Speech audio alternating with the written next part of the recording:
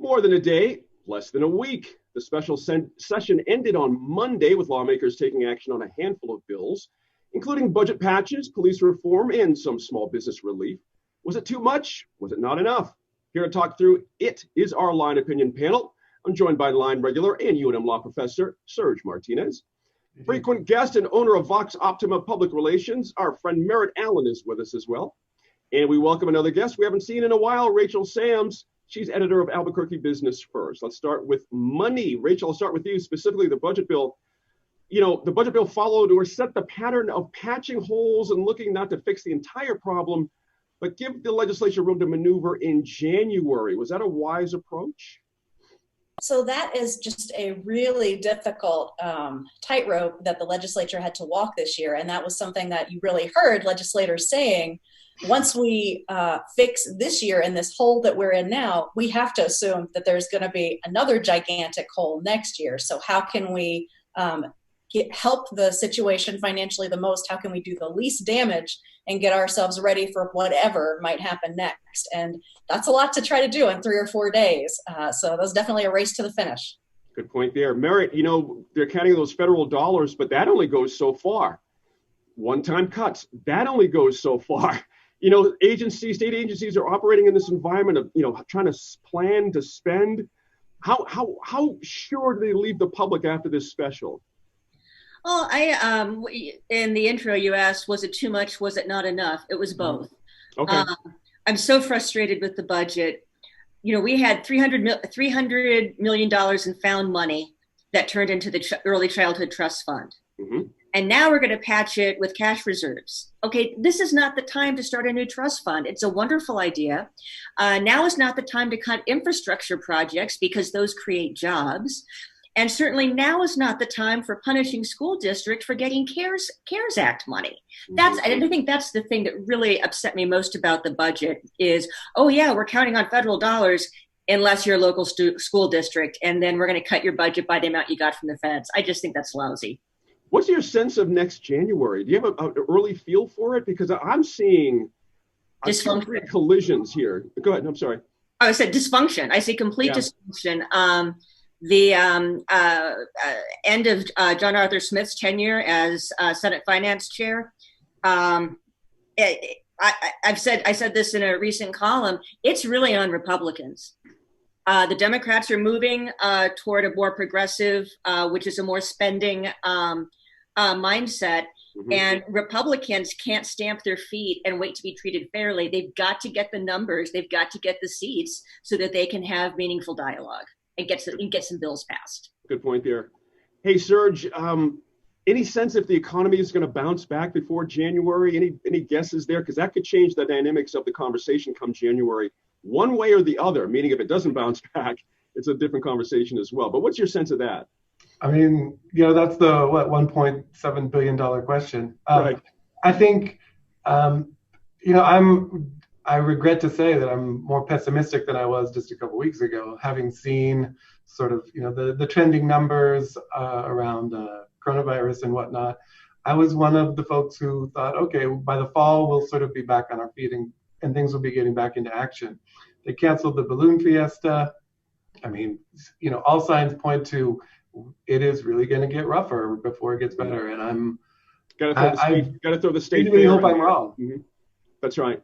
I was about to say, you got to throw the state fair in there as well as another financial impact, if that in fact comes to pass. Rachel, I got to ask, this one's for you specifically, and that is, I know you know this, there's a package of bills, a $400 million loan program for small business. And that includes lending at half the prime rate up to $75,000. Pretty aggressive plan. What's your early take on that? This is going to be really interesting. I don't think there was any way that the legislature would get out of the special session without passing some additional stimulus for businesses. There's just so much outcry from businesses, and there seems to be a lot of support locally from the public to support local businesses. Whether this is going to be the fix that's needed, that's going to be interesting to watch these details play out. At the federal level, we've seen with the Paycheck Protection Program loan, you had enormous demand for that because there was so much need with businesses closed. tons of layoffs, tons of jobs lost. You had huge demand for that, a lot of applications, and a number of businesses got it. Then they started to work through the details and say, hey, this is requiring me to keep folks on the payroll while I don't have any demand for my service. Right. This has a lot of difficult conditions around forgiveness. So I think that is a big factor. It's putting a lot of business owners in the position. There's definitely a call for more assistance. There's also an anxiety about taking on more debt.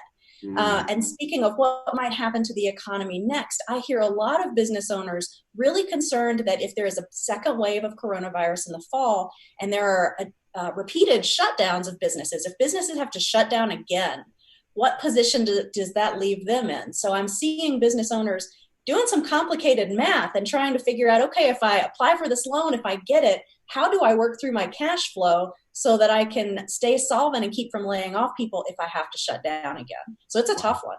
It is. Merritt, I got to get you in on this one too. One of the details I find interesting is it's going to cover up to 200% of average monthly expenses. What do you make of that as a business owner? Well, I started my business in 2005, and the Paycheck Protection Program is the first real shot I've had at no kidding business credit in the entire history of my company. The banking community has always said, well, why don't you just take out a second note on your house? So small business funding has not been there. That said, I agree with Rachel. I don't think the session could have ended without it, but I'm not sure New Mexico is in a position to do this. We don't have cash and there's not enough return. And I don't think we have the skill set and the infrastructure to ramp up a relief program quickly. If you look at unemployment benefits for independent contractors and that clawback in May, I think it's the right idea. I think it was too rushed, and I think that the program is going to be more of a nice idea than something that really builds our economy. Mm-hmm. So you're going to be a close watching for sure. Let's get on to some election stuff. Serge, I want to get you on this one. Interesting election changes. Clerks can automatically send applications for ballots to voters.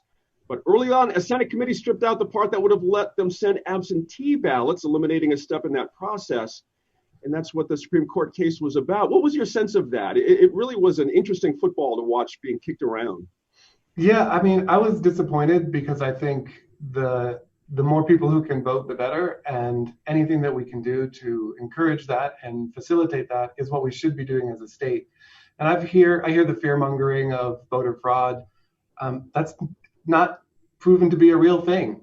And it is more of a dog whistle for trying to disenfranchise people. And I have no patience for trying to make it harder for people to vote. I'm thrilled that the clerks can mail out the applications for the absentee ballots. There's going to be some slippage, and people who don't know exactly what they're getting or whatever will miss the chance, will miss deadlines, right? I was extremely disappointed to see all the time spent discussing open primaries, which is not going to be an issue anytime soon, but still occupied everyone's attention for far too long. Mm-hmm. And I think distracted from the fact that we could make it easier for folks to vote, and we've chosen not to. Well, chosen not to make it as easy as possible as it could be. Mm-hmm. Rachel, is no small controversy. One particular legislature threw in an amendment to make it easy or allow people same-day changes of party affiliation. And interestingly, Democrats themselves had a bit of a rebellious moment about that, which I find kind of interesting. Are we stumbling towards something here? We didn't get it all the way fixed, but there's a lot of heartburn that we even have to deal with this during a special session that was about the budget, let alone primary issues. Was this the appropriate time to handle this? I just do really think that we are, as a state and as a country, probably evolving more and more in the direction of voting by mail, of less voting in person. Some states have already been doing that for quite a long time. And as we see more and more that it looks like this period of coronavirus, of isolation and more staying at home and staying away from crowds is going to last a long time. I think it's likely we'll be confronting this issue of how to vote without having a ton of people in crowds, not just in 2020. I think it's going to be with us for a long time, and I think we'll be revisiting it in terms of how to address it. That's a very good point. Hey, Mary, Senate Bill 8, body cameras, very interesting. 90 days requires police agencies to adopt a policy for body camera use within 90 days and should be specific there. Is that a possibility? What's your sense of it? We got about just a minute and a click here. What do you think? I think for, say, Las Cruces, Albuquerque, Santa Fe, Bernalillo County, Santa Fe County, Doña Ana County, it's possible. I think for Grant County, for Catron County, for rural counties, it's going to be very difficult to get the funding and the training in the time frame. Now, a policy in 90 days, yeah, I mean, that can be done, but I think that that was something that should have waited till 2021. It was absolutely pandering to the current mood right now. Law enforcement and lots of other individuals should have been involved in that discussion. And just talking about the whole structure of the special session, if I can, sure. It would be very easy to do something better than Zoom. And those products are out there and they don't cost a lot.